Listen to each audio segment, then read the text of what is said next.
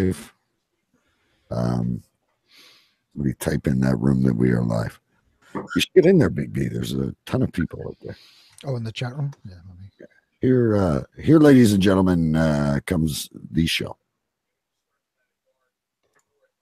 There was a time when the world turned their back on men. Men with a dream and savage yearning within them.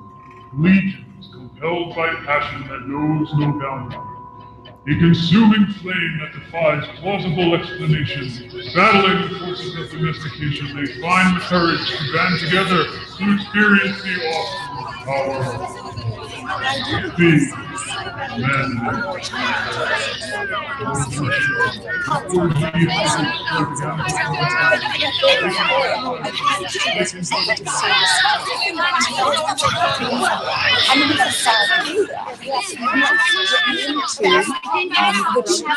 I say this with all due respect.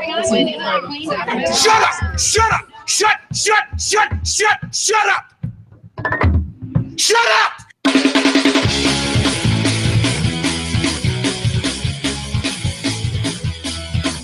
Tonight's broadcast of the Masculine Feminist has been commandeered by the secret society No Ma'am.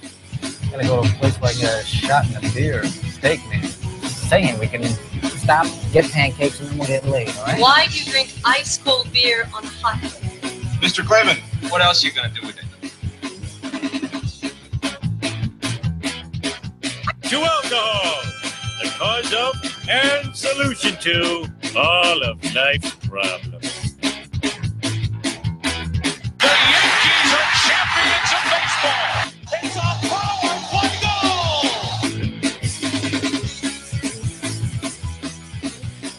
This is Cave Crew Radio.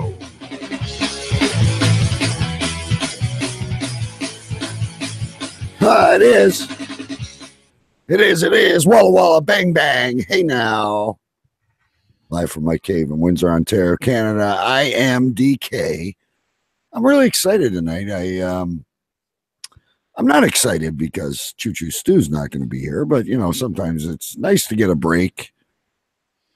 Everybody needs a place where they can go once in a while and just get a break from Choo Choo Stu. So he's on assignment in the borough tonight, folks. He's dealing with whoever. Just hang on, Patty. We're I know you're jumping at the bit. We're gonna get you in there. Anyhow, Cave Crew Radio is the name of the show, folks. My name is DK. I do believe I hear the true King of Queens. If I can click a button here.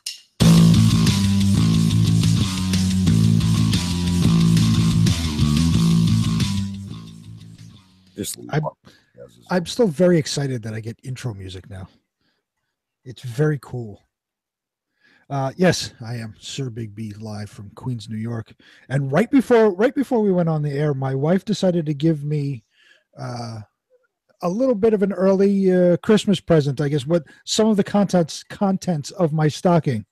This is the best time of the year. I love Christmas time. It's great, right? You just get various presents at different times. So my wife decided in part of my stocking gifts are little airplane bottles of alcohol. Holy shit. That's 4, and there's 2 more. I have 6 total bottles of airplane bottles of alcohol. I got 2 Jim Beams, some Kentucky Fire and Jim Beam Black. You got Kentucky Fried what? Kentucky Fire. Jim Beam Kentucky Fire. We've got to try some of that. Well, then I have some E&J Peach Brandy. I have some peppermint schnapps, some cinnamon schnapps.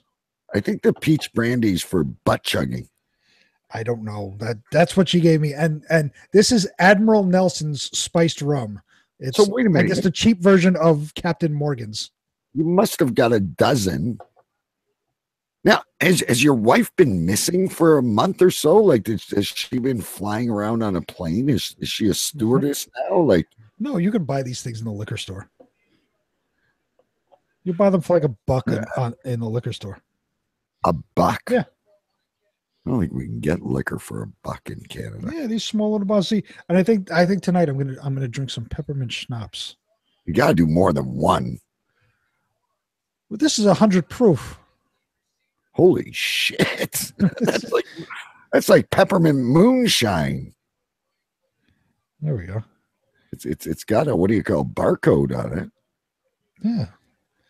So this is my early Christmas gift. I'm gonna pop open some peppermint schnapps. All right. While you're popping up your peppermint schnapps, I want to say hi. We've got an absolutely smashing chat room out there.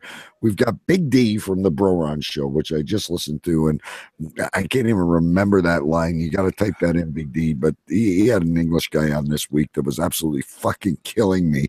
I'm at my desk. I thought I was going to get fired. I love when I hear a podcast and I'm listening and I'm laughing so hard everyone thinks I'm talking to myself. And we've got Eric Evil, who we haven't seen in a while. It's great to see good old Eric. Eric from Metal World Radio. Metal World Radio, another great show. We got Willie Smiler. I'm not sure who that is, but if his Willie is smiling, the rest of us are too. We're going to talk about Viagra in a little bit too, so that's going to be cool. And then we've got Al, the announcer. You're a little busy with that. Folks, I don't even know what episode it was. I should have pulled it up. But last year, we had a gentleman on the show. We use the term loosely when we call him a gentleman. But he was a lot of fun.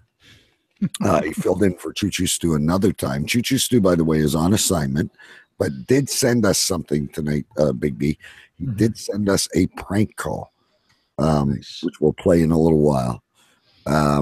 Anyway, this dude is a blogger, a YouTube blogger. He is an Englishman living in New York City, and he blogs about it.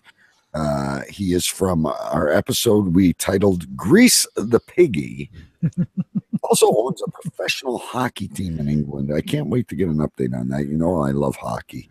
Ladies and gentlemen, Patrick Henry. Patty, what up? Patty me by. All right, fellas. You're very calm tonight. He is very calm. This is outside of his normal demeanor, I must say. He is not a calm person. I am happy that I've been acknowledged by my peers for my talent. So I'm kind of good. I have to win tomorrow to win big, and I'm feeling quite confident about that. There's a survey where our staff can vote for a project I've just done, and if they like it, I win a really, really cool prize. Wait, so did you win something tonight at the party? The New York office staff voted me as innovator of the office, which without having too many inside jokes with me, and my manager doesn't like me anyway, so this did not go down well. In fact, my manager tried to fire me last year for being incompetent, and then I win it 2 years in a row. So,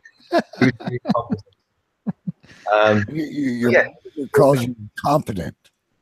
Incompetent, and he wins Innovator of the Year. And I will say the things he's been doing this past year has been incredible. I was lucky enough to be in on one of them. I did some voiceover work on one of them. It was really cool. He's doing a lot of VR stuff, virtual reality, really cool stuff. Sweet. Can't wait. Yeah. Pretty calm, pretty good. You know, the baby's asleep. The piggy's gone downstairs to go and pick up some parcels. I've ordered some food. Folks, he greased the piggy, and now you have a baby. So this is exciting stuff. Tell. So there was no baby. I got a kid.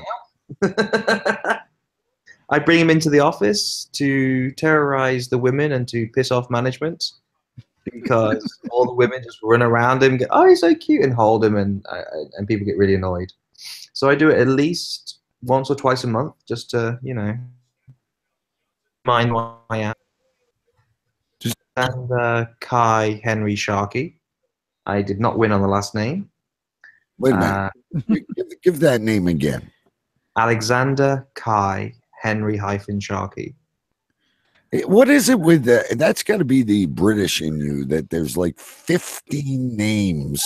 No, I didn't even want a middle name. I lost that battle, but his name was Alexander Sharkey, and then Melissa was feeling bad, like he hasn't got my last name, and Brian and my friend, they had a kid, and their name was, last name. Oh my God, she's brought the Christmas tree up. You're late. I lost one battle, but won some battles, and he now has this ridiculous name ever. But the reason we chose Alexander was Alexander Ovechkin, Alexander the Great, and this is how I sold this. And when she signed the birth certificate, because it's the mum who does it, I said to her, like, "What's the nickname? Let's play this. What's the nickname of Alexander?" It's Alex. And what's the nickname of Alex? I was going to say the Great. I didn't know I was supposed to answer. I apologize. I was hanging on bait and tooth with this thing. Okay, sorry. So the nickname of Alexander is Alex. The nickname of Alex would be Al. No. What would the nickname of Alex be? Lex. Lex. Okay. I've never heard that the nickname of Alex is Lex. And that is if you see Lex in school, no one's going to bully this kid. Damn right. Where does Sharky come from, though? Tell me about Sharky. Sharky's her last name. It's Irish descent. Awesome. Irish as well. So you may hear a lot of banging. She's just dragged in a 6-foot fucking Christmas tree. Because apparently the other English people we know only use half ones. They apparently split them. It's just ridiculous. But, well, yeah, we have a real life Christmas tree in a small apartment now. Is it a real Christmas tree or a fake one? It's a real one. There was a compromise again on that. Doesn't seem like you ever win the compromise. There's not. I wouldn't call this compromise. I would say you lose a lot. No, we go for the real tree, but I reduce the amount of time I have to spend at her parents' on Christmas Day to an amount that I find suitable.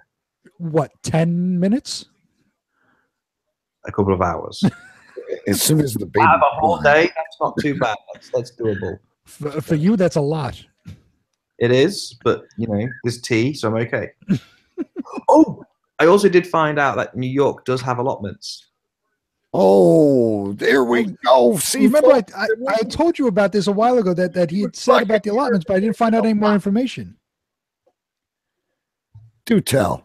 They're called community gardens. And there's one on Roosevelt Island, and there's one near IKEA. And we were on the bus, and we were driving past. I was like, I have to tell Brian. But yeah, they do exist. I think the community. I've seen a couple in the Lower East Village side as well. It's like people in these big buildings. They get a bit of land. They all decide, hey, let's grow our own veg and live healthy and be a hipster. And so there is things. I think they're just called different things in different countries. But it was nice to kind of be able to relate the two things back together again. And it was this show obviously that made me think of allotments. Yeah, let's grow vegetables instead of doing it in our fucking yard where our land actually is that we own. Let's rent another spot.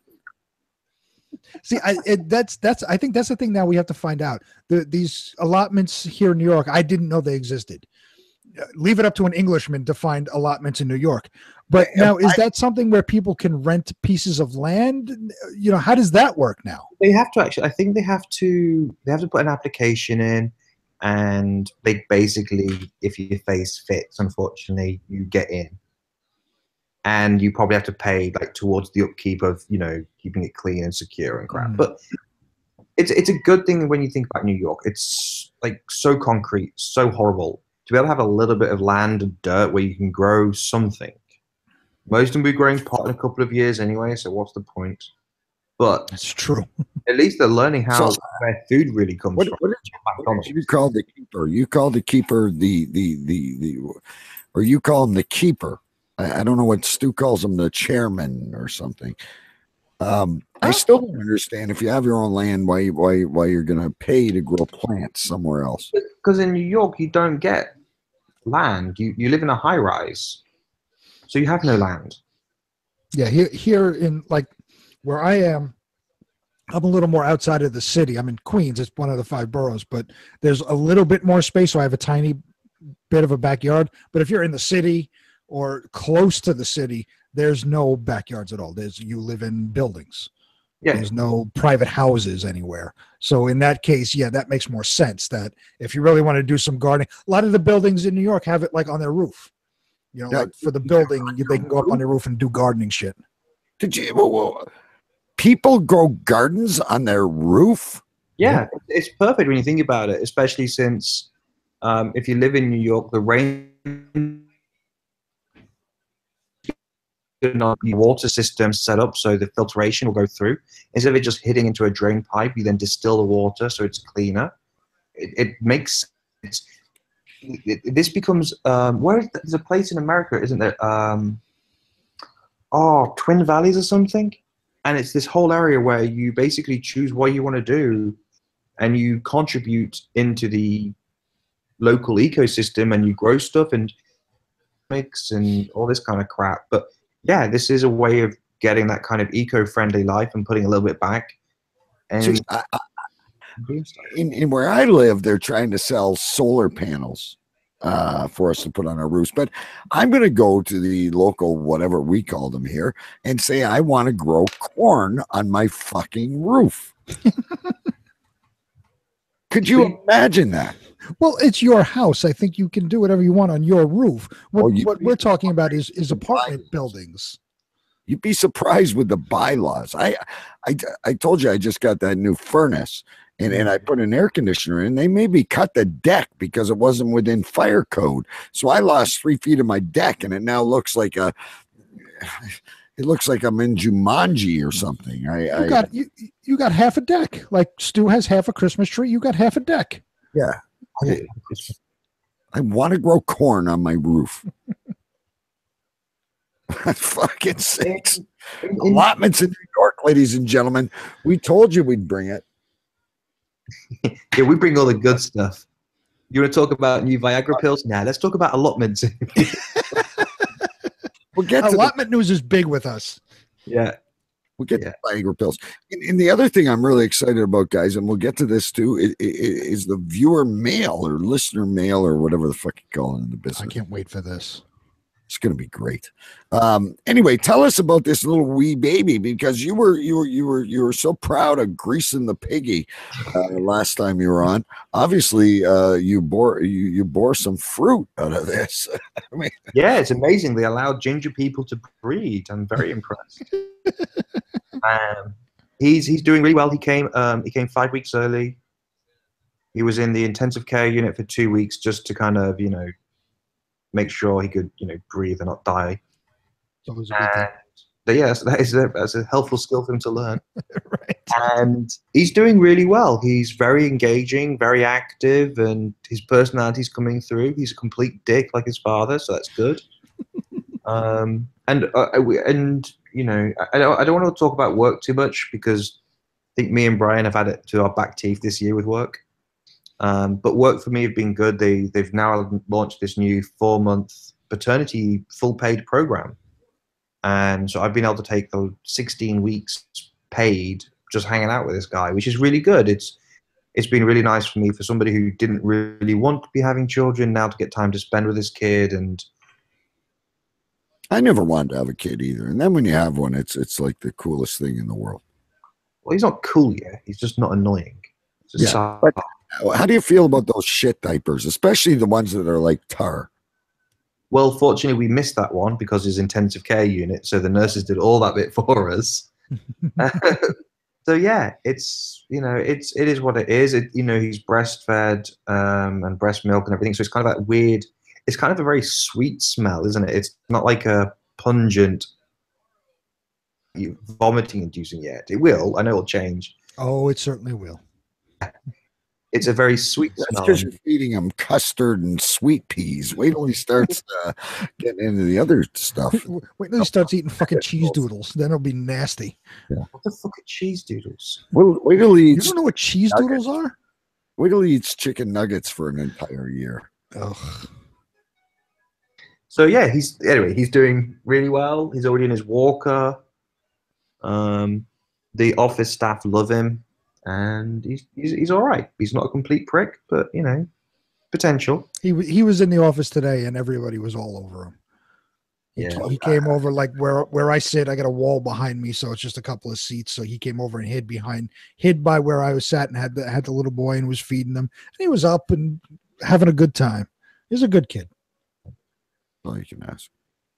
Those bottles that Brian is drinking make you look like a giant.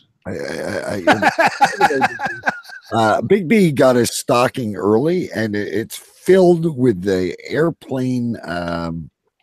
Nice to see he's having a sip of water every now and again. Sure. So I finished my peppermint schnapps. There is no more.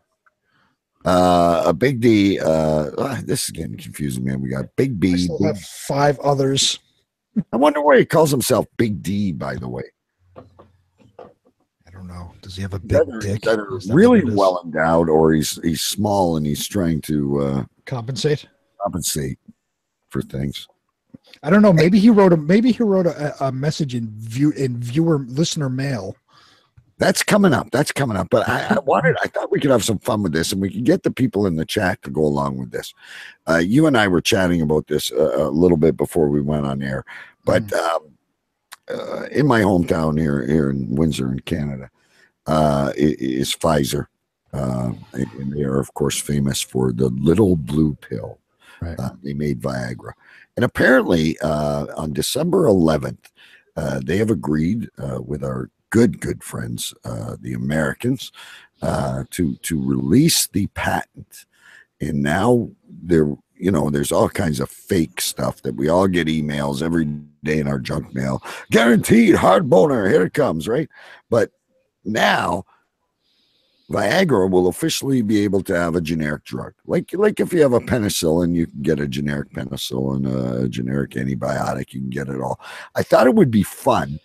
What would you call it? Like I was thinking, Ibru pop-up or something like that. Like,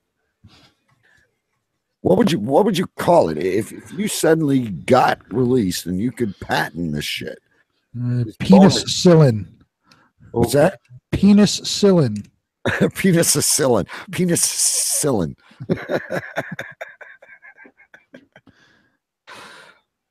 Ah, man. So now I don't know how expensive these things are, because I'm lucky enough not to need them yet. Not because of that, just because I never get any. But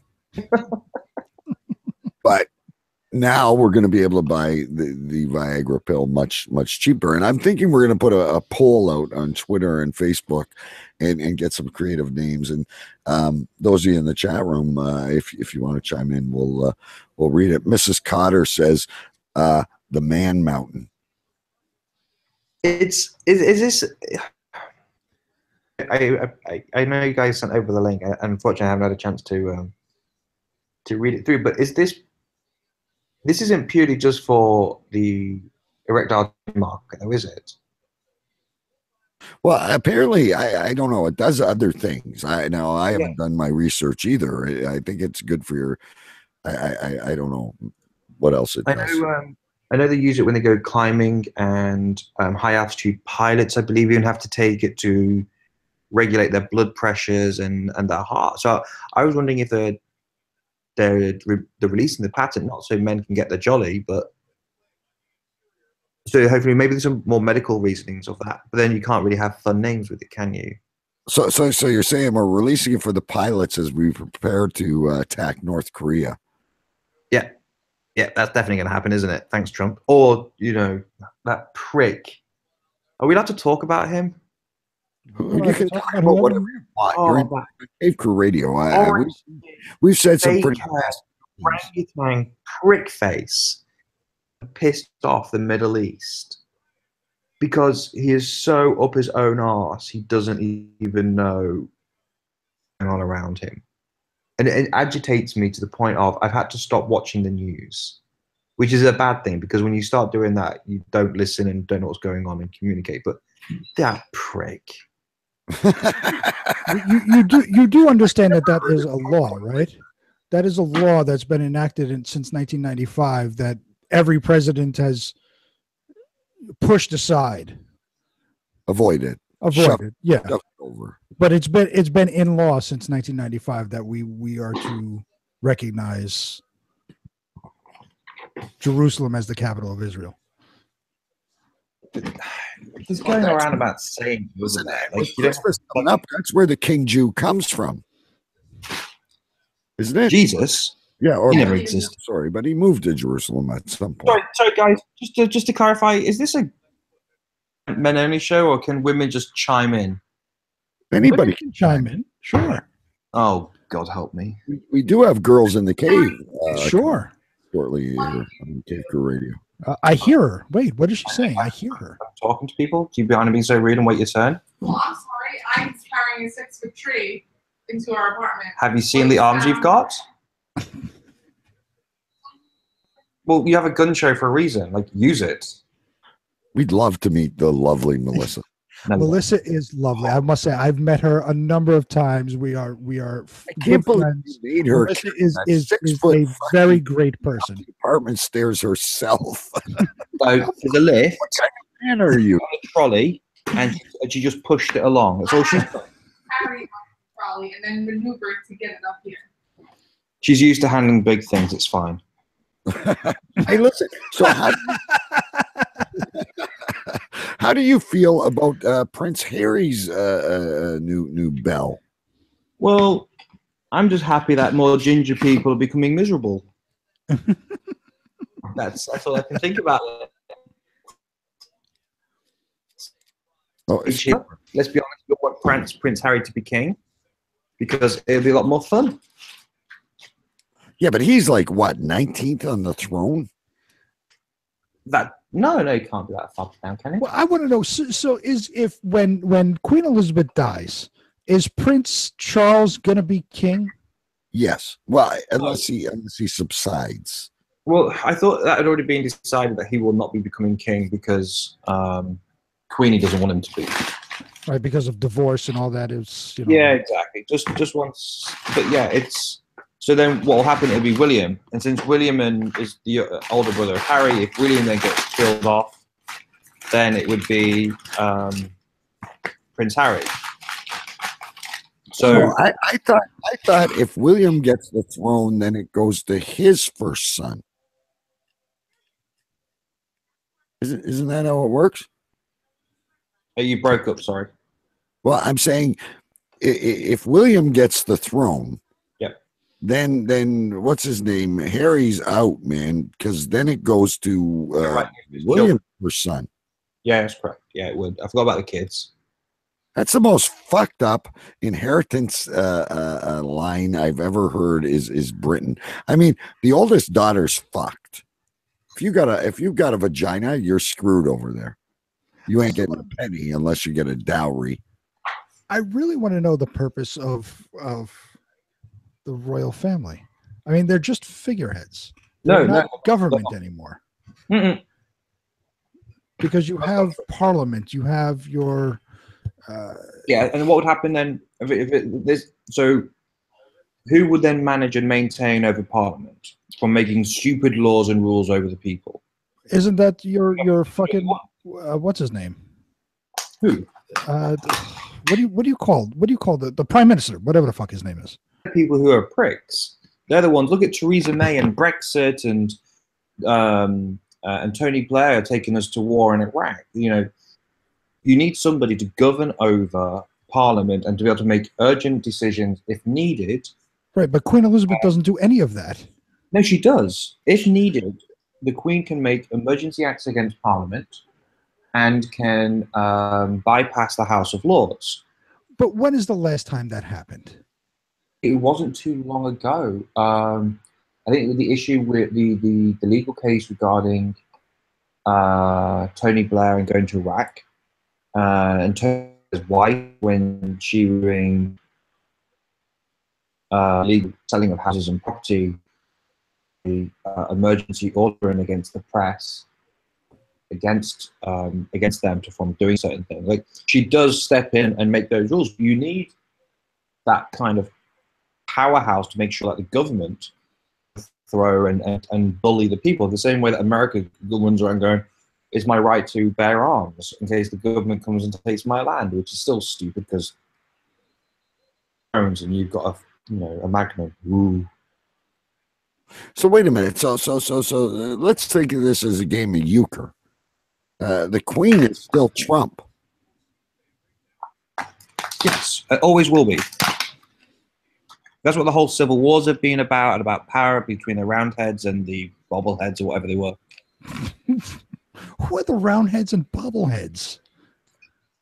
Who is the Roundheads? The Roundheads and the Bobbleheads. Who is this? Oh, the Roundheads versus the Cavaliers. Wait, this is a basketball game now? The Roundheads versus the Cleveland Cavaliers? What's going on? War that happened in Britain. It's a civil war. When? When was this? 500 years ago? Oh, okay. Had to be more than 100 years ago. You said 500 years ago. That's where you fought was against the IRA. Yeah.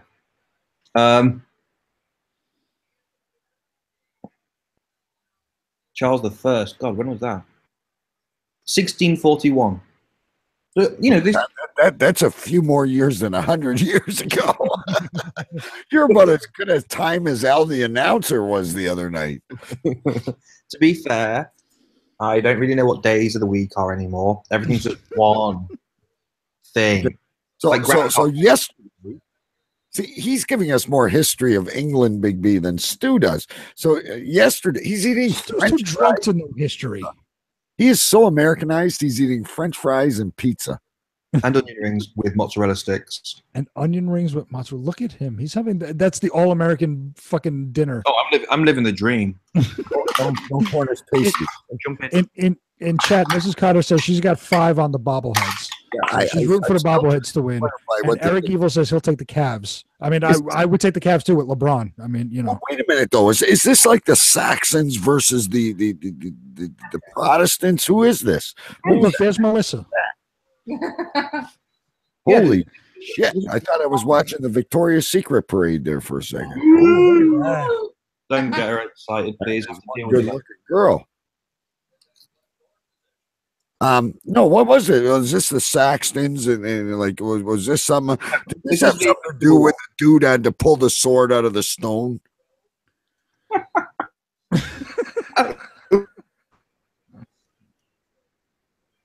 This was about what? It was the 17th century when Parliament was split and who was going to control and govern certain pieces. And there was the Roundheads versus the Cavaliers, and they were named this after the hats that they wore. Oh, yeah, but I mean, true. You know, the Cavaliers have LeBron James. They got they're just coming off a championship a couple of years ago. I would go with the Cavaliers all the way. It's got nothing to go with African Americans. This is England. Are you saying England doesn't have African Americans or African Englandans? Because they wouldn't allow the Queen to step in. But the Queen is a figurehead. She's not a figurehead. Nowhere near a figurehead. She's very way back when the royal family meant something. The King of England and all that. They ran roughshod throughout Europe and all that. Now they have Parliament. You got a Prime Minister. The Queen steps out of fucking the big house, waves her hand, and is makes millions of dollars. She doesn't do anything. She needs millions from us, the taxpayers, to fix Buckingham Palace. Right, and you're paying for her to live. You're paying for her house, basically. And Big Ben doesn't even work anymore, according to Stu. That is true. Didn't they stop Big Ben because they had to repair it? He said if we go to visit, that we will not see Big Ben working for at least a decade. Mrs. Cotter says she has great hats, and Big D, not Big B, Big D, if that comes through on audio, said, I pulled my sword out of a stone once. It was my first wife. Oh. Wow. Lively bunch out there we have. All right, listen, guys, let's take a quick break. And while I try to dissolve all this from the 16th century, and we'll let we'll let him have a little bit of his dinner. We're going to take a quick break. When we come back, we'll do some viewer mail or listener mail. What would it be? I don't know. I can't. That sounds fun. I have to hear the listener mail. Yes, and we'll have some more stories, and we also have a prank call from Stu. Nice. All right, we'll be back, folks. You're listening to Cave Crew Radio, right here on cavecrewradio.com. I should say this too. Now on the I-95 Sports Network, Mondays at 9 p.m. Eastern, Mile High Radio at 5 p.m. Eastern and 2 p.m. Pacific. I-95 Sports Network won't supply me with the Pacific time, so also wherever good podcasts can be found. Great to have everybody out here tonight. We will be right back with some more good stuff. Take it away, Al.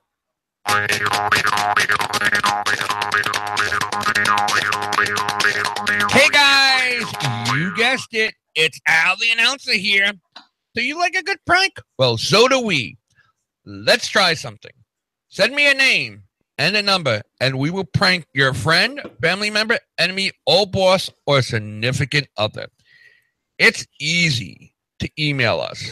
Email us at cavecrewradio@gmail.com.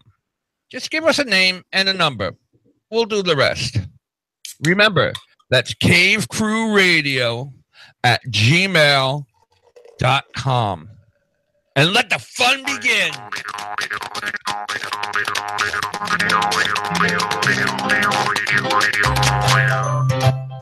Well, hello, ladies and the gentlemen, and cave dwellers in general.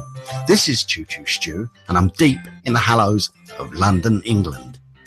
I want you lot to stop taking a piss and join the Cave Crew Radio Facebook group, please. And while you're at it, look us up on the Twitter as well. It's not rocket science, it's actually quite easy. Just search Cave Crew Radio.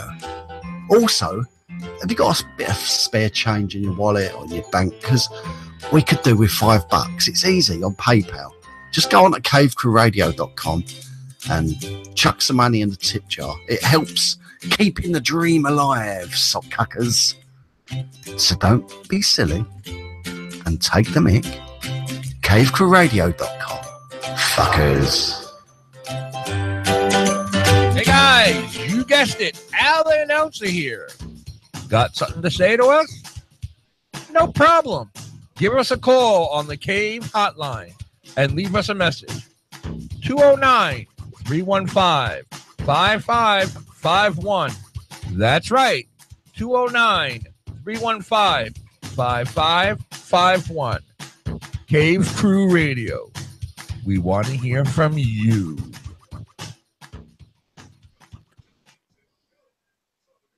All right. And that has been a great success. Well, maybe not once we hear this, since L has done that recording for us. It all started back on Twitter.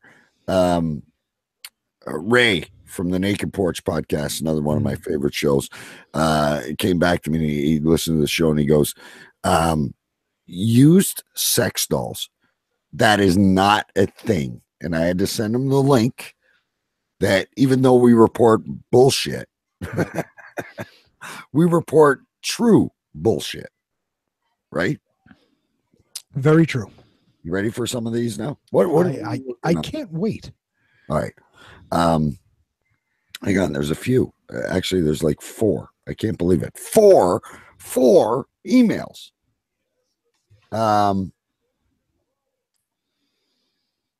Oh, this might as well start off good, right? You guys are idiots. Funny, but you're idiots. Get a life, Carlos. After all the bad things you say, you actually have a Spanish listener. Nice. Then we go over here. From idiots to nuts. Oh my God, you guys are nuts. Every time I think I've heard it all, you pull out something else. Keep up the good work, boys. I will be listening in my cave, drunk in the D. Would that be Detroit? That would be Detroit. Could be a lot of places. There's one more. If I could give you -10 stars on iTunes, I would. But you're so bad, It gets better. But you're so bad, I can't find you when I search. Big B, buy a new hat. What's wrong with my hat? Part. You stink of crab cakes. I stink of crab cakes? Oh, but you or us. You could stink of so many things. Why would you say crab cakes? Oh my God. And then there's one more. This was submitted online, which you can do on the contact page on cavecrewradio.com as well. This one's a little nicer. Hello to Big B, Choo, and DK. Enjoying the show, guys. More pranks, please. More prank calls, please. Give Choo a break. You're always breaking his balls. Other than that, many thanks, Bob. Thanks, Bob. Is it? But awfully nice of you. Happy. That's awesome. Just you know what? What would you say to the people giving us the bad news? Thank you for listening. You're still listening. I don't care. I don't care what your opinion is. You're still listening. Yeah, if you take the time to write something like this, which is awesome, I love it. I'd love to have a minus. I'd probably be the first one with a minus 10 stars on iTunes. And I stink like crab cakes. Apparently you stink like crab cakes. And we're funny, but we're idiots, right? See, what DK doesn't tell all of you is it was signed CCS. Yeah. Choo Choo Stu. Every single one of them. Every single one of them. No, and honestly, these are all coming from different email addresses. The one actually, I don't think anyone other than someone trying to tell me that my webpage sucks and they can help develop it for $5,000. Anyway, sure. We're going to hand over $5,000 that we don't have to some stranger to enhance the website. Listen, before we develop our fucking webpage, I think we got to work on our show content. I think we ought to work on content, raising the money first. Well, I think if we rose the money, I don't think we'd do our webpage. I think we'd have we'd throw a Disney cruise or something. I would want to buy 16 allotments. Yes. And we still want to do that. We got to start the Patreon for the allotments. Patrick, back home, did you have an allotment? No, I'm a grown-ass man. Wow. Well, your family and you didn't have an allotment or anything? No, we lived in a place called Lincolnshire. It's the second largest rural city in the UK, so we have land. Willie Smiler, who I still don't know who it is, said, enough history. When are you guys going to talk about shit, piss, and titties? That's got to be Carlos. Big ass titties. Yeah. Especially when they have a baby and they're pregnant. They get real big. They get huge. They're like bowling balls. My wife never. You want to talk about titties there, Willie? I'll talk about titties for a second. This is a long time ago. My kid's 13 now, but with my wife, beautiful girl. I love her to death. She's so great to me. My wife's name is Melissa as well, by the way. Anyway, she never had big titties, as we're calling them for this show. She got pregnant, and and they were as hard as a fucking punching bag. Nice.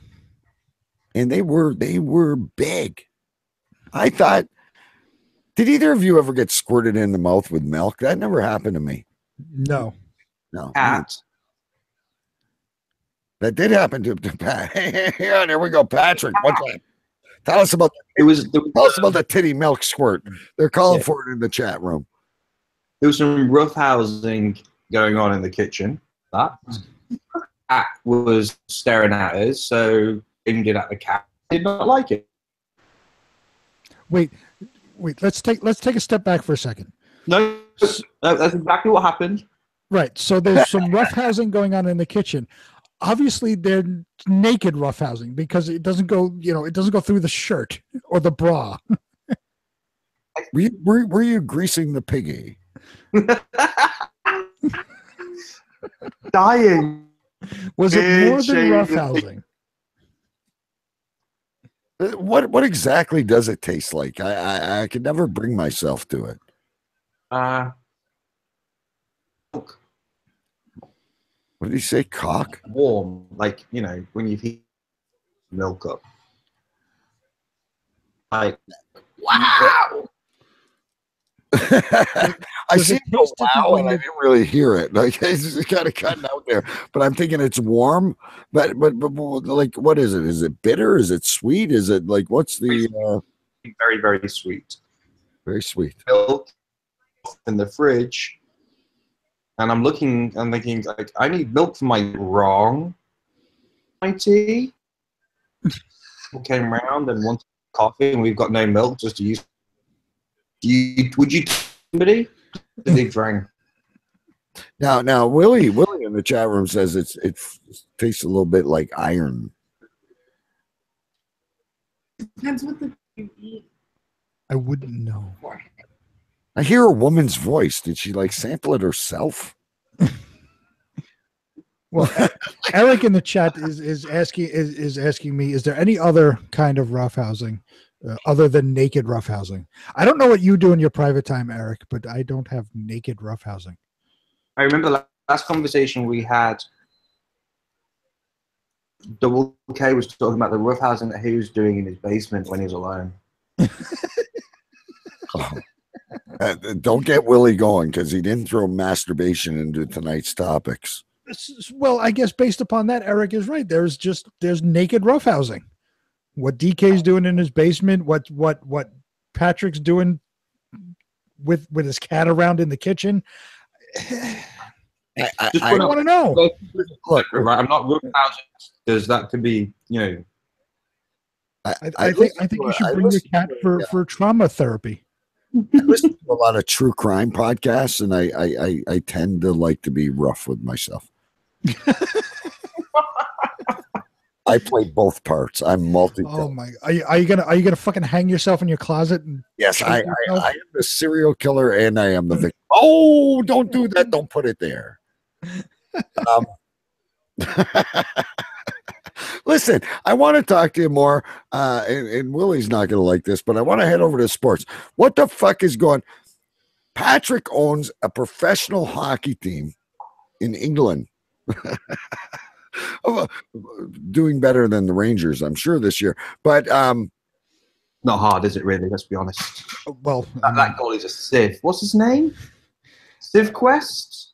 Well, I do have to say the Rangers are playing a lot better, and they're playing at least professional hockey, unlike the Detroit Red Wings, which are playing minor league hockey at the moment. I can't argue against that. That's terrible. Now you just and Big D was actually someone who said something nice to us, and now you pissed off our fan in Detroit. Way to go! Patrick's a big Red Wings fan, so we always go back and forth between I'm a Ranger fan, he's a Red Wings fan. Have you ever heard of a team called the Toronto Maple Leafs? Yeah, they had this coach, don't they? That was really good. Where did they get him from again? Yeah, when he decided to stay in professional hockey and move to a real NHL team away from that minor league crap that he was coaching. Yes, from a bunch of people that throw octopus on the ice every time they score a goal. I mean, they're ridiculous. And you go to this place and listen, they don't know anything about hockey. Trust me, I've been to enough games. I'm 5 minutes away from that arena. Toronto is the mecca of hockey, and his name is an American chap. Actually, his name is Austin Matthews. Mm-hmm. Me and Melissa both have huge respect for Austin Matthews, the city of Toronto, and Mike Babcock. Like, Babcock is a phenomenal hockey coach, and I'll disagree that yes, since Mike left, the Red Wings are playing like a minor league. It is appalling. A Blashill. He was AHL coach. They brought him up because he knew the kids and the talent and all that crap.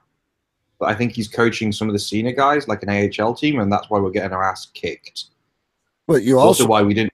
You also have a what do you call contract nightmare signing people like Zetterberg. I think you're still paying for Dadzuk, and he's gone back home. You got Green from Washington. I mean, your contracts are absurd, and your talent is minimal.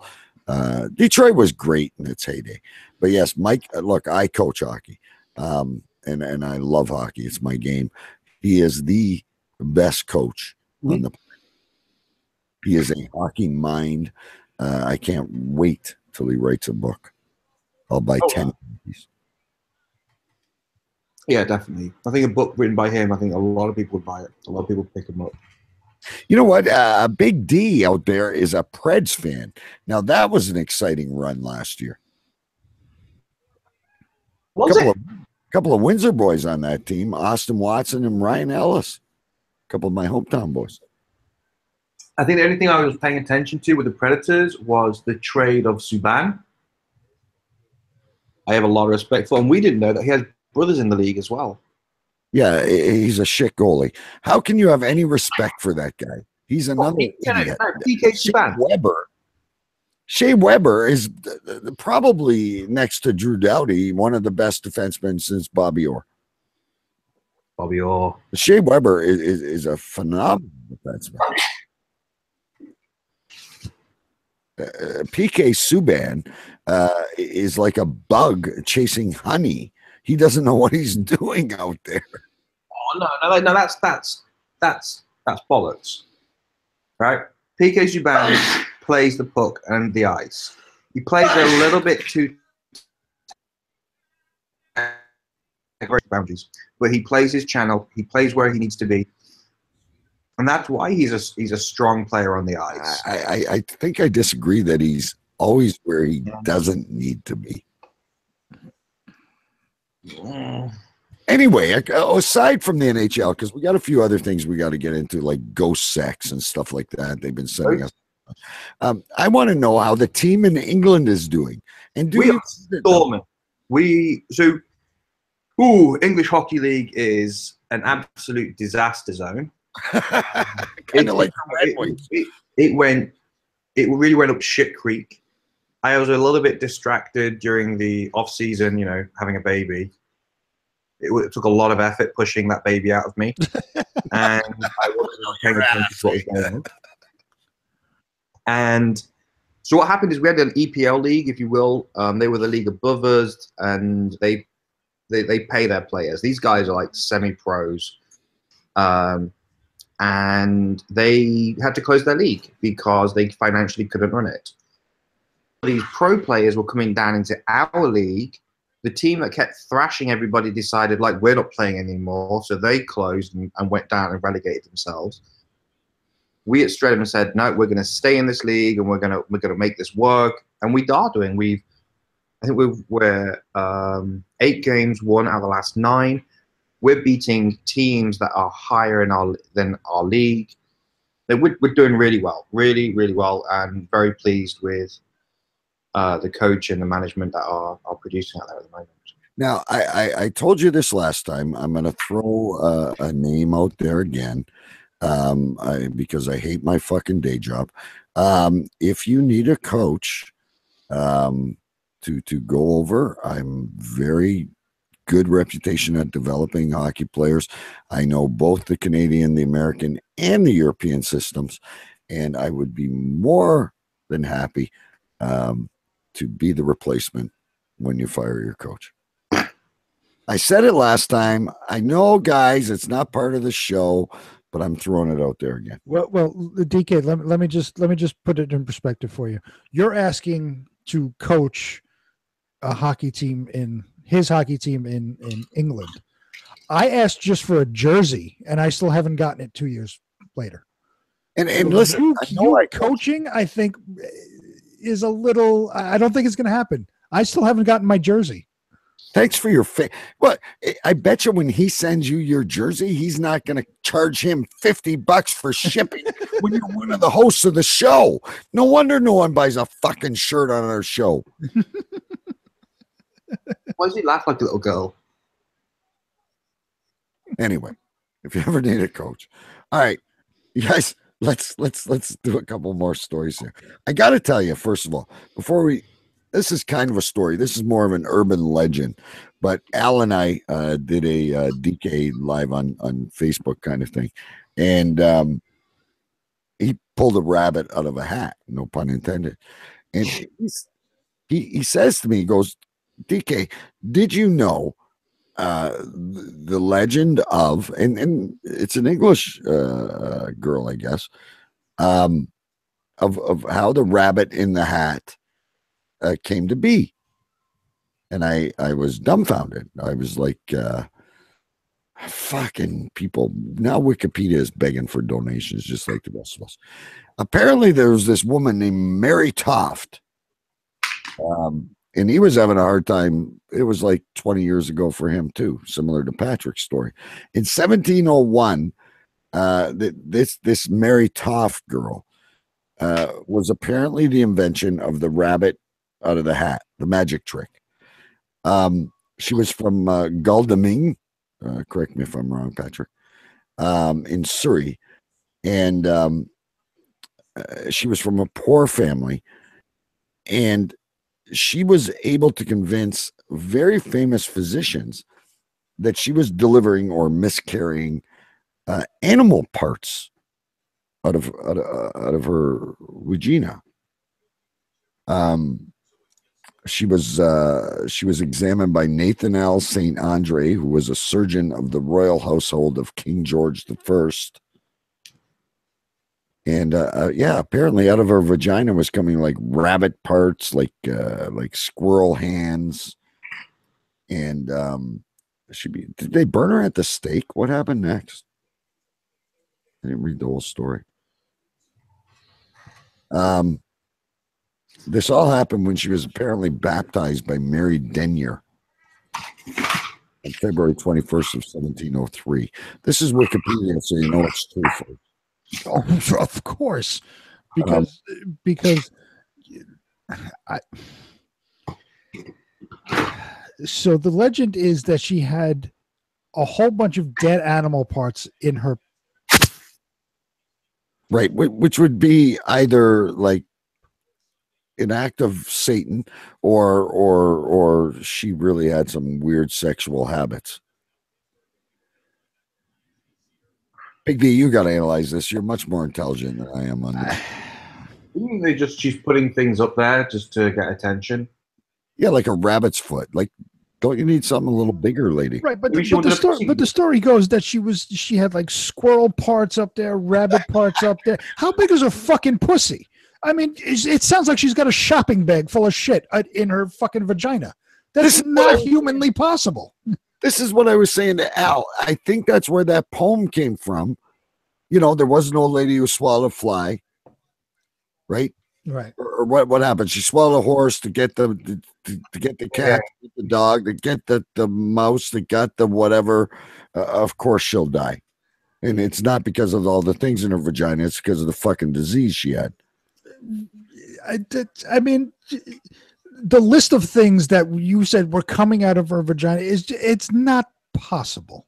Of course it is. Not me. This is Wikipedia. Okay. Don't confuse my own personal opinions. This is a story that was thrown at me by Al the announcer. Right. And I chose to read what he got me. And this is worse than a snuff film. Yeah, she's going around collecting dead animals and putting them up her vagina. Yes, squirrels and rabbits and birds and cats and dogs, and yes, she's got the world's biggest vagina. She's on fucking. They're not all there at one time, are they? Well, that's what the story is. Supposedly, all these things were coming out of her vagina.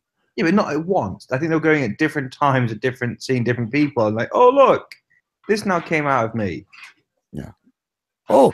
I think it was a really cold winter and she was starving and she was like a mama kangaroo. She was just shoving food for the winter. Are you saying her pussy was her pouch? Yes. Storing for the winter, like chipmunks store nuts in their cheeks. She was storing dead animals in her pussy. Well, Mrs. Cotter says, this is my story, damn it. And I did my research and she's a very smart lady. Well, I would like proof. I don't know what kind of proof you're gonna. Is there bones in the Smithsonian? I have no fucking idea. What kind of proof you're gonna get other than Wikipedia? A place other than Wikipedia where people could just make shit up whenever they feel like. All right, listen. Apparently, I'm not reading it right. So this week on Distraction Point, which is another new show here on CaveCrewRadio.com, we're gonna have Mrs. Cotter on the show. And she's gonna tell us the true story of how all this shit came out of the woman's hoo-hoo. All right, so then I have to hear this because she's saying you're not reading it right, and as you're reading it, like 17 dead animals are just falling out of her fucking pussy. Right. And you know the people, their grammar on Wikipedia, it's like they can't even spell the right. Like it's like, you know, they're asking me for donations, like they're credible, like it's the King James version of whatever happened and everything. Like it's fucking Wikipedia. Oh yeah. Well, she says she'll bring it to me on Christmas when they come over the house for Christmas. I would love to see this. I'm looking for confirmation in the chat. Al, the producer, see, he's a split personality. He's the announcer with us. He's the producer on the other show. We want Mrs. Cotter on Distraction Point this week, and she will explain to us. This is better than Krampus. Who needs Christmas nightmares when you can dream about the woman who had fucking shit coming out of her? It's better than any yeast infection you could ever have. Well, I mean, isn't this? You said it's an old English legend, right? So, I mean, we have an Englishman right here. Yes, and then we also hear any of this growing up, Patrick? Yeah, the tough name rings a bell, and I think it's basically being wired with the metaphor of pulling a rabbit, you know, pulling something out of the hat at the last minute, like pulling a rabbit. I think it's got warped over time. I think there was a woman who was putting things in, which is the origin of the story regarding what this woman was eating. Regarding the spider to catch the fly, to catch the cat, to catch the dog, etc. I know there's an origin point of story that, but I think some of this stuff just ends up being urban myth, and you can never really find the true essence and the meaning of these words anymore. They kind of just get lost. Well said. Yeah, and what happened? And then once she ate all that stuff, of course, she died, right? According to the poem. Yeah. Which is why women shouldn't eat more than a handful. Yeah, stop after the spider that killed the fly. Hey, have it, folks. You want to get this settled? Distraction Point Sunday night. We'll get to the point. All right. What else do we? Wait, I got a good one for you guys. I got a good one. You guys are going to love this. There apparently is a smart condom. I haven't used one in a while, and obviously Patrick doesn't use one anymore. There is anymore. Johnny 5 is alive, kids. There is a smart condom that rates your bedroom skills, penis size, and even checks for STIs. The Icon Smart Condom is like a Fitbit for your willy, providing all the stats men need to assess their sexual abilities in bed. And once again, you're not going to believe this. It comes from a British company. A British company claims to have created the world's first smart condom, which rates blokes' performance and helps detect STIs. The Icon Smart Condom is like a Fitbit for your penis. I already said that. That includes duration of intercourse, calories burnt, number, speed of thrust, girth measurements, and different positions used per week, month, or year. Are you happy now, Willie? We're getting into the good stuff. I was waiting all night to talk about condoms. Yeah, here we go. It will also help detect sexually transmitted diseases such as chlamydia and syphilis. I wonder if it updates. What's the point? Like, The whole point of wearing this thing is to get protected. I need to have a phone lead by the whole body. That's your banging's got chlamydia. Yeah, I know. That's why I put the condom on. It looks like going off, distracting me while, you know, I'm banging some girl. Yeah, I'm gonna make her sick, so I got to put this jacket over my dong. Wait, so does that information get transferred to your Fitbit device on your wrist, so you can check it out while you're fucking? Oh no, there's an app for it. I'm sure it's going to be released this year at the price of $59.99. It looks like a cock ring. I don't know if like a magical, like fucking a magical sheet comes out when you put it on, or I haven't tried it yet. It's going to keep you. Are you looking forward to this? I don't use those things. I don't even do it anymore, except when I'm in my basement by myself. And I'm certainly not going to put a condom on when I'm jacking myself. Big D says it gets shared on Tinder. Yeah. Upload it to your Tinder profile. This is, of course, Nottingham based. Now, Patrick, you must know those people in Nottingham. Yeah, I know some people from Notts. Good old Shootingham. You know what it looks like? I don't know if you guys have clicked the link. I'll have to share it in the notes. It looks like a cock ring that looks like a winter tire. It says icon. It's got 3 buttons, and then it has the Bluetooth symbol. You can Bluetooth. So you can get this information in real time while you're fucking on your phone. Yes. You can click on the app and watch yourself. Watch, you know, how many calories you're burning per thrust. It's great. Fuck. British Condoms, which has been delivering condoms and other products since 1999. This isn't a fly-by-night company. Adam Leverson is the lead engineer. Now, whenever I hear a name, I want him as a guest. Not only have we innovated the world's first smart condom ring that'll measure pretty much every aspect of performance in the bedroom, but now I'm pleased to confirm that it will also have built-in indicators to alert the users of any STI present. Now, this is genius. It's not worried about the guy that's got the STI. It's got some kind of fucking laser beam fucking Jedi mind trick. This woman has crabs. Back out. Get out. Pull away. Bad. Does the siren go off? Are you reading this article from like the New York Post where company spokesman John Simmons, however, insisted the penis ring wouldn't flop? Like, just even that sentence itself is just ridiculous. Like, he's clearly taking the piss. But I mean, you're spending your time worrying about virtual reality when you could spend all your engineering and development time making smart condoms. Yes, it's not. It doesn't say anything about covering your penis. It just, I guess you just slide this thing on like a microphone flag, and and the thing's gonna look out ahead, bad, pushy, smell like fish. This thing's dirty. You don't want to go there. Oh, fuck, Big B. Where do you come up with this shit? No wonder we get nasty emails. Well, that's the reason why you smell like crab cakes. Oh, fuck. Crab cakes. I'm just imagining this. I want one of those. I can imagine masturbating downstairs and I got flies in my basement or something, fruit flies or something because of the plants. And laser beams are going everywhere.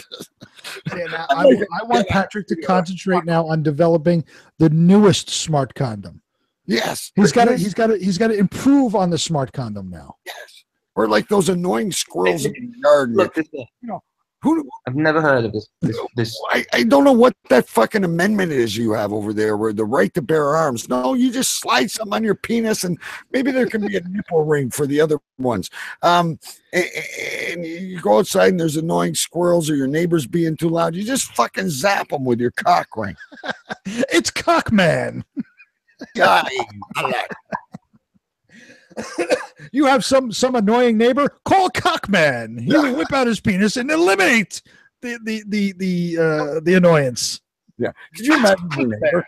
You imagine your neighbor. Yeah. You think you're tough? Yeah. You think you're tough holding that hammer? Yeah. Whip it out at me, buddy. And you undo your zipper and you whip it out and he goes, oh no, he's got one of those fucking cock rings. Everybody hide. Jump behind the bushes. Call 911. Oh my God. It's a bird. There's a plane. No, it's Cockman. Oh God. He will kill crabs and your annoying neighbor in one swift laser beam. Yeah. He whips out his cock. He whips out his cock and you look at him and you go, that's so last year.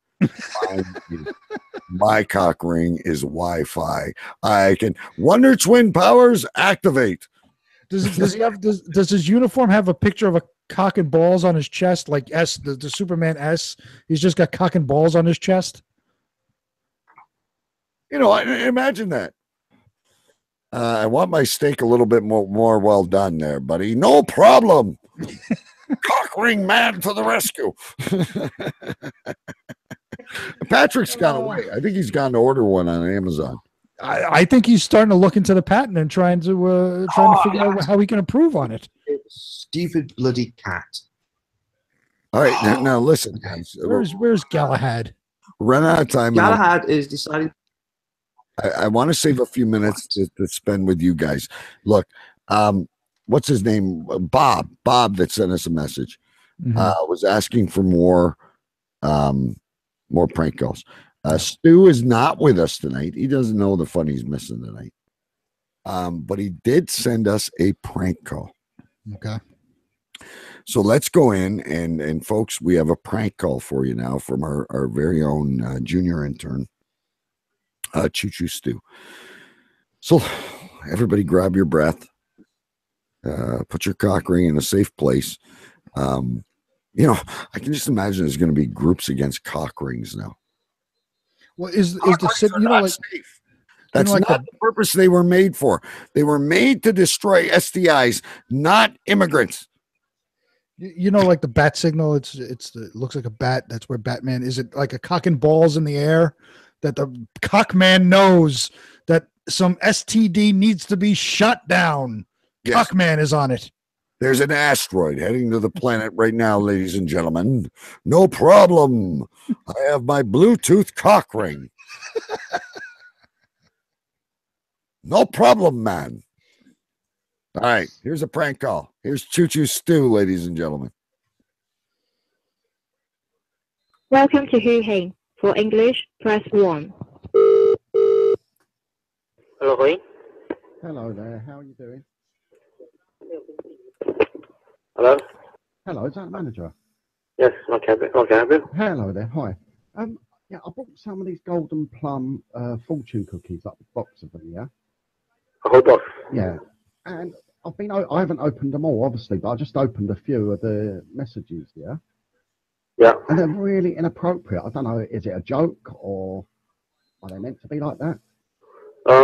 Which brand you bought? Golden plum. Golden plum? Yeah.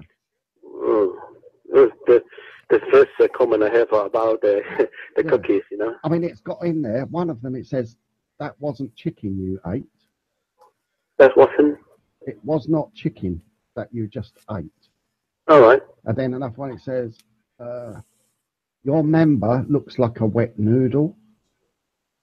Oh, I've got another one here. No, can't be. Jacking off has ruined my life. No, you sure it's golden plum? Yeah. Really strange. You know, when we're doing this, we sell a lot of them, and then we pack a lot of them. When Can they you pack, just check? Can you open some or something and just check? from time to time, I always have one or two to check to have it myself. You know. Yeah. And the message is always nice. No, these are really, really rude. Oh, that's. Can you just check? Yeah, let me open the packet now. Hold on. So many years first I heard, you know. Yeah. Hold on. Let me just open one.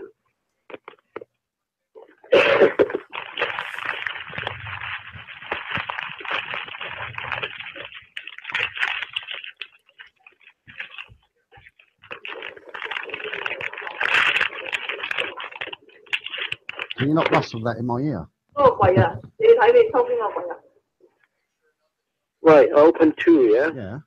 And the one said, love like a river, we cut a new path whenever it met the obstacle. Yeah. And the other one said the obstacle is often a stepping stone. I mean, this is sort of message I expect, you know? Yeah. Think about. I mean, one of them, it says, "What's that in your trousers?" Is that all you have? That's really, really weird to me. Think about it. The whole case. When did you buy it? I mean, how long ago? A couple of days ago. Oh, that's really, really strange. Think about. And some are like, Chinese are the best people in the world. No, definitely won't be the message I expect. Yeah. Think about let's see what happened. Okay. That's what you want or refund whatever you. Bring back. Okay. Bye bye. Okay then. Bye. Even when he's gone, he delivers, kids. Inappropriate fortune cookies. Inappropriate fortune cookies. We have so much to work with. Listen, we're gonna chat for a few more minutes here with Patrick, but now's the time, chat room, and we got a full one. We should have a lot of choices tonight. What we like to do at the end of each episode is name the episode. So start thinking out there what you want to do, and I don't know. So Patrick, what else do you have on the horizon? Anything you want to chat about? Anything you want to get out there to the masses? My current obsession, and it's becoming a bit of a real bad addiction, is Bitcoin and the cryptocurrencies. Oh, not fucking Bitcoin. I am printing money, mate. Right now, I am printing money. There's this one dude on Facebook I got, and he's like, Bitcoin just went up $4,000 today. Well, then sell, you fucking moron. Like it's expected to hit within the next 5 years, 100 grand. Like if anybody's got any sense, they'll be mining and just holding on. Like it's going to go up and down. That's going to happen. Wait, now I have a question. I heard you talking about it today, right? You were talking about it with Dimitri. Oh, good old Dimitri. You're talking about mine. How do you mine Bitcoin? What do you do? So, the same kind of way, like with software engineering. How would you engineer software? Like this is digital mining. You have a shit ton of data, and you use extremely powerful graphics cards to process through this data, looking for answers to very complicated mathematical problems. So it's kind of like just going through lots and lots of, spreadsheets or data, however you want to imagine it, looking for the right answer to a puzzle, really. And the more these disappear, the less that their answers are, and the more complicated it becomes, and therefore the more the value is. There's some really good YouTube examples and tutorials on cryptocurrencies and what they're about. They're not going to go anywhere. That's the thing. Like, this isn't like VCR versus Peter. Things. This is what I want to know. Who is buying this shit? Look at the flip side of it. I had this argument with somebody like, it's a digital currency. Like, you're paying for, like, you're buying nothing. I'm like, yeah, but you buy a digital video game, you buy digital downloads and microtransactions for your games. You don't complain about that. And this is the same valuation based on the complexity of work. So, but who is guaranteeing? Who's the guarantor of all this? I guess is my question. Who's the person in the end that when everybody says I'm going to cash out, who's the one that says, yeah, I'm going to sign the checks? Well, the U.S. exchange or whoever that is.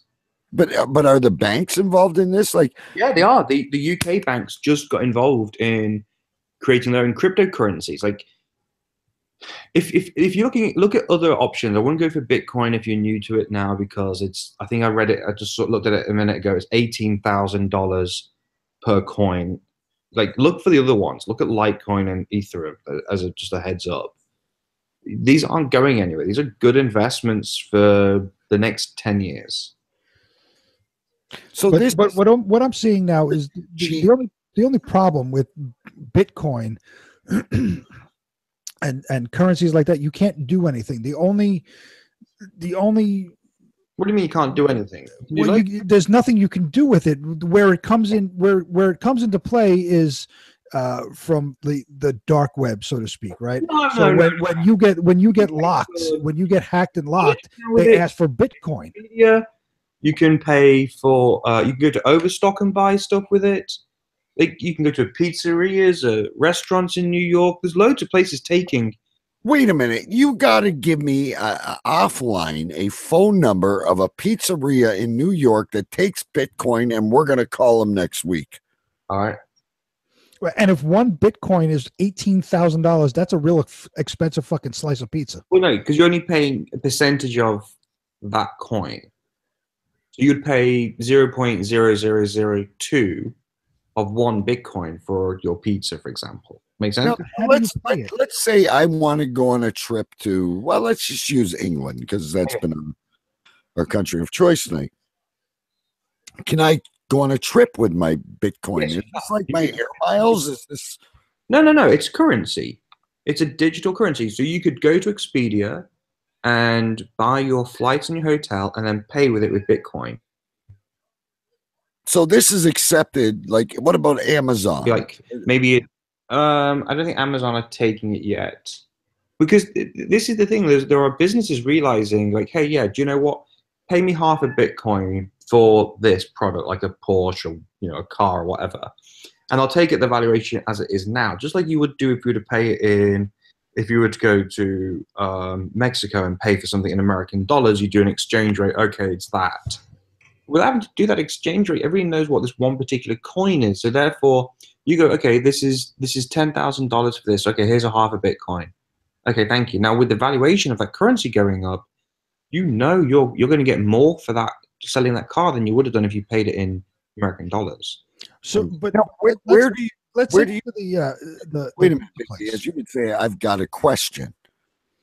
Where do you store your Bitcoins? You guys broke up. Where are they stored? Like where? Okay, no, that's a good question. So they're stored on a digital wallet, which is like a piece of software on your phone or your computer, and it's encrypted. And you have like a personal and private key. So same way that you transfer and share data, it does it in the same way. There's actually a guy in Wales who's now going to go through a landfill site looking for his hard drive because he just realized he's just binned 80 million pounds worth of Bitcoin. So if I wait a minute, so if I lose my phone or my hard drive or whatever, I've lost my Bitcoin.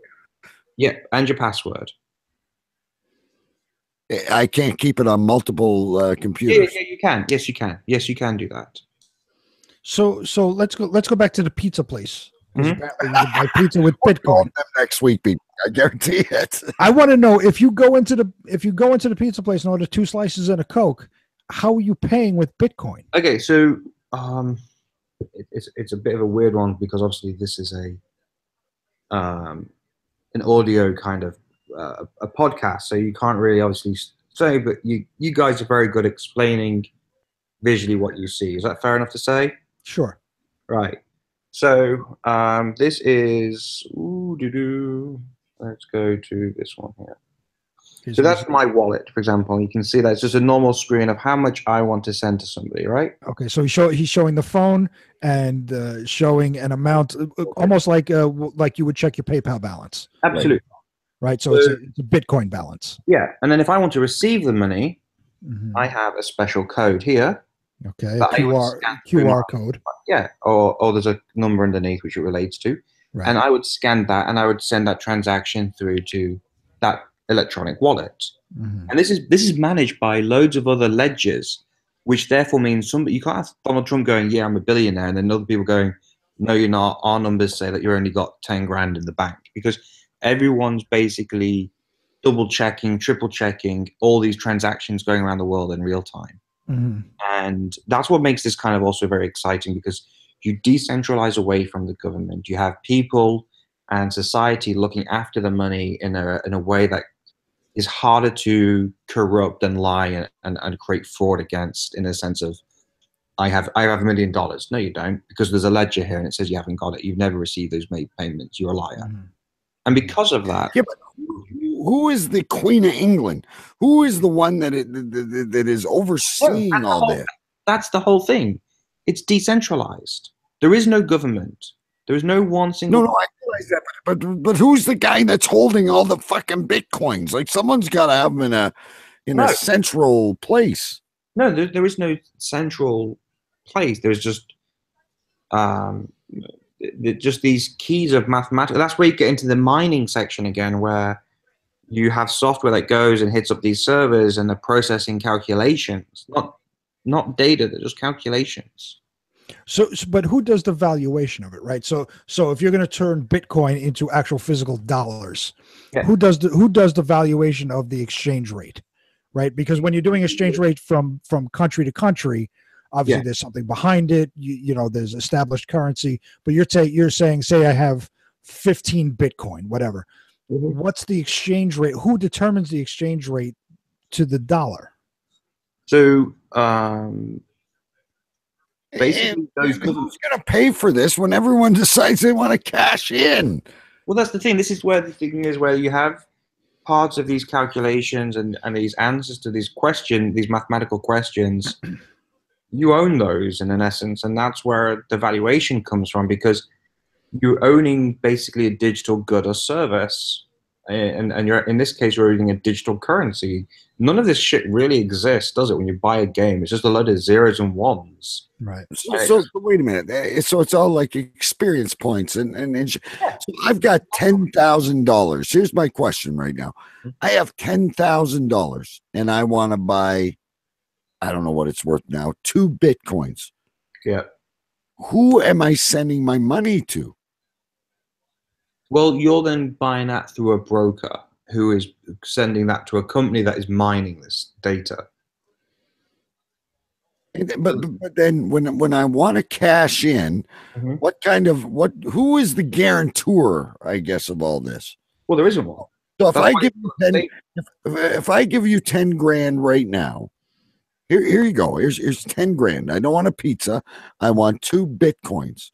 Yeah, you go to an exchange and you exchange like you do. Like, who gives you the same currency exchange when you go to change it from Canadian dollars to American dollars? Well, my bank has an insurance. My mortgage has an insurance. My life has an insurance. Like, what? Who is guaranteeing this? I guess is my question. It's unstable.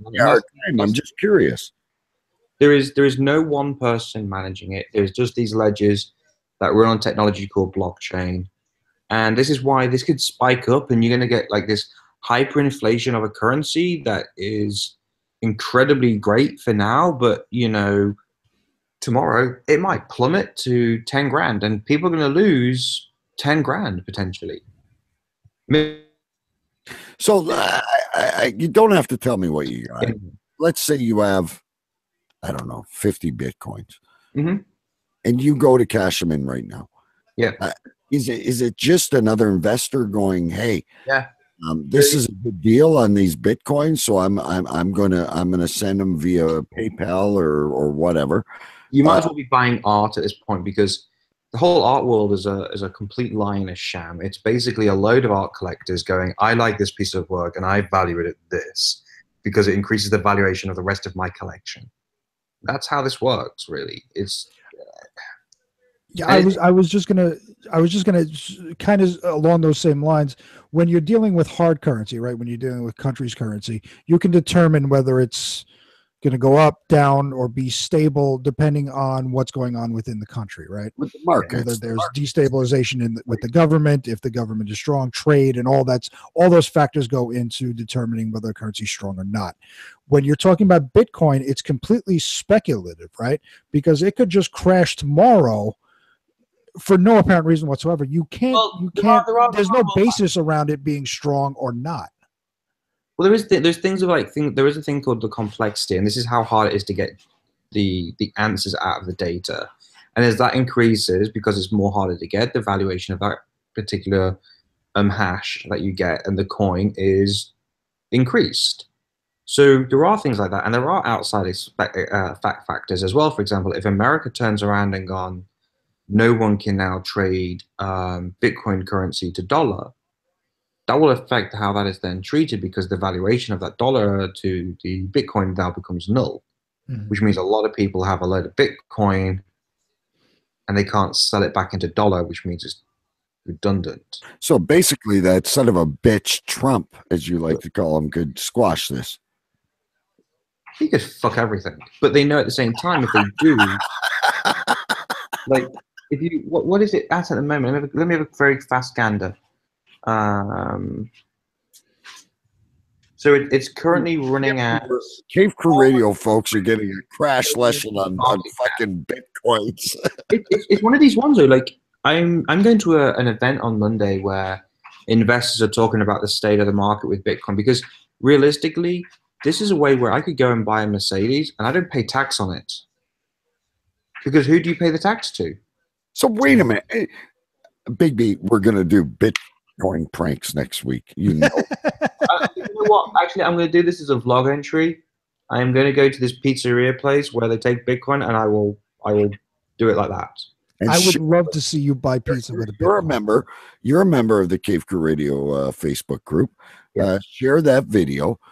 We want to see this. Okay. All right, guys. Listen, we're quickly. The clock is ticking. So Patrick, you got to think of a name of the show. Big B as well. Here's what I have so far. Chat room's going crazy. Eric Evil says, Smart. What the fuck did the tree just happened at your house, Patrick? Fucking cat. The cat just knocked the fucking tree down at Patrick's. Eric Evil in the chat room says, what the fuck? Every time I try to read Eric Evil's comment, the Bitcoins are falling out of the fucking ceiling. Eric Evil says, tit milk and smart prophylactics. Prophylactics.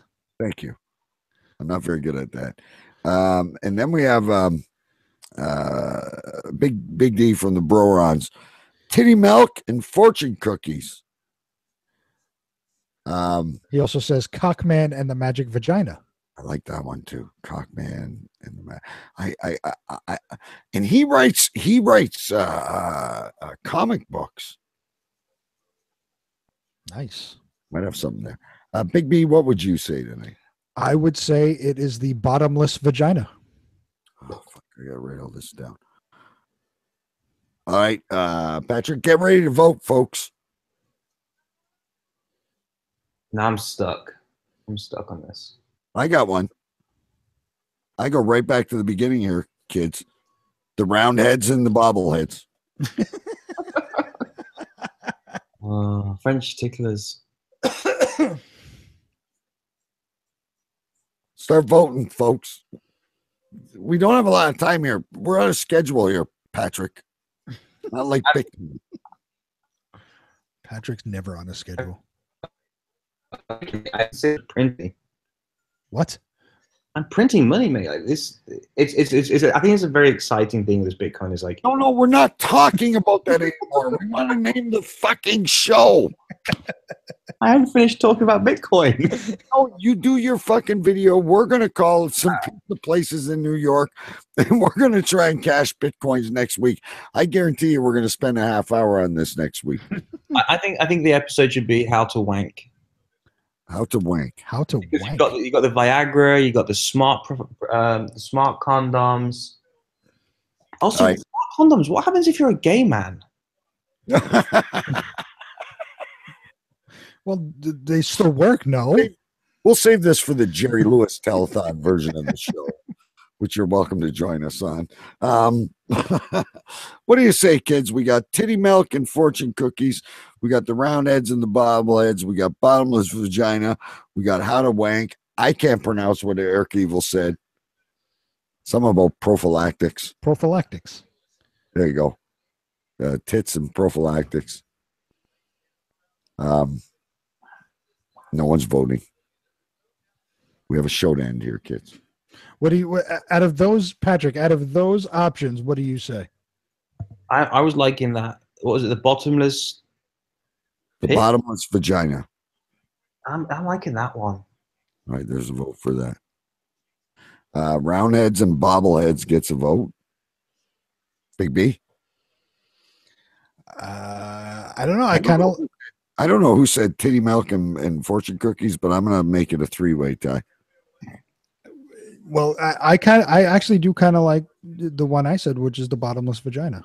Yeah. Okay, and Mrs. Cotter just said round heads and bobbleheads, and it looks like it's going to be bottomless vagina. Eric Evil just says bottomless vag for me. All right, so we'll subtitle this episode "Round Heads and Bobbleheads." There you go. Very close. I don't think we've ever had this many votes. That's the mark of a good show. All right, folks, here's where you can find us.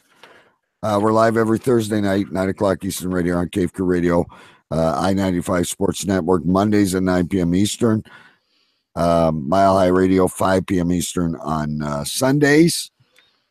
Make sure you listen to Distraction Point this week, which will be live on the Cave Crew Radio Facebook page and on the Distraction Point page, when we will hear the true story of that rabbit out of the lady's vagina. And then Big B, where can we find you? Every Tuesday night live at 9 p.m. Eastern time, Metal Thunder Radio right here on Cave Crew Radio. Also replayed every Wednesday night at 8 p.m. on Mile High Radio. And while I'm here, because he's in chat, he's a good friend, Eric Evil, you can catch his show every Monday and Friday on metalworldradio.com. Right. And we've already mentioned Al the announcer. He is going to be doing Distraction Point. We record on Sundays live on Facebook. We've also got the Big D from the Bro Rons podcast. If you haven't listened to that, it is a true joy. And we got Horror Somebody out there. I don't know what. If they're from the Girls in the Cave, that's another show we've got coming up. Willie, I don't know who you are. I know you like tits and cocks and shit and piss. But thanks for coming. Great chat room out there. And yeah, listen to all these great shows, man. We all have a good time together. And anything you got to close with there, Patty? I don't even know what the time is anymore. I think I have to go and look after the baby again in a minute. I can hear him on just screaming. Right. Thank you so much for joining us again. It was a blast last time, and it was even better this time. Oh yeah, I can't wait until Brian reminds me at the very last minute. Hey, can you come and join? You know what? Never Which happened today, folks. Folks, if you know, I will be choosing a mystery partner for Choo Choo Mania 2. And this guy has quite a knowledge of Bitcoins and stuff. I don't know how he is with onions and hot sauce, but we might be calling on Eric Evil. So stay tuned Eric Evil too. We might be calling on Patty. All right, I'm out of here. I got to eat something. I got to work tomorrow. You guys never send us any money, but thanks for coming. Take Bitcoin as payment. Yeah, pay me in Bitcoin. That's it. Pay us in Bitcoin. I don't even know how I'd receive it. Do I bend over is it like a butt plug? It's the Bitcoin butt plug.